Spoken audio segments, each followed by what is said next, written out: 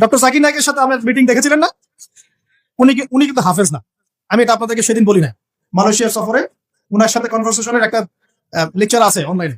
10টা পয়েন্ট বলেছেন, উনি 10টা নসিহত করেছেন, কিন্তু আরো অনেক কথা হয়েছে। তার মধ্যে এটা একটা কথা যে উনি বলছেন উনি কিন্তু হাফেজে কোরআন না। এমনকি উনি ওই যে ওল্ড টেস্টামেন্ট, নিউ টেস্টামেন্ট যেগুলো রেফারেন্স দেন, Gospel of John, Gospel of Matthew reference দেন না, এগুলোরও কিন্তু উনি হাফেজ না।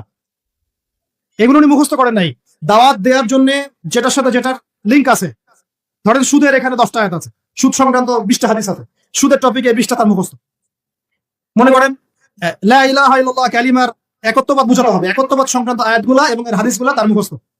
এভাবে টপিক ধরে ধরে ধরে উনি লেকচার শিট রেডি করে রাখেন। উনি কি বই লিখেছেন? ওই লেকচার শিট গুলোই উনি তো নিজে আয়ত্ত করে ওনার স্টুডেন্টদেরকে পড়ান। পাশাপাশি ওনার ছেলে ফারিকের সাথে আমার কথা হয় মাঝে মাঝে। সেও অনেক মাশাআল্লাহ ব্রিলিয়েন্ট একটা ছেলে।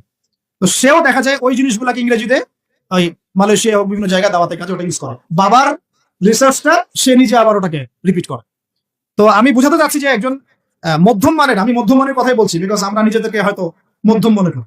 মধ্যম মানের দায়ী হতে হলে আপনার এই ধরনের 1000 হাদিস, 1000 হাদিস, 1000 আয়াত, এগুলো আপনার নলেজে থাকতে হবে দাওয়াতের কাজ করতে গেলে, দলিল আদিল্লা সহ।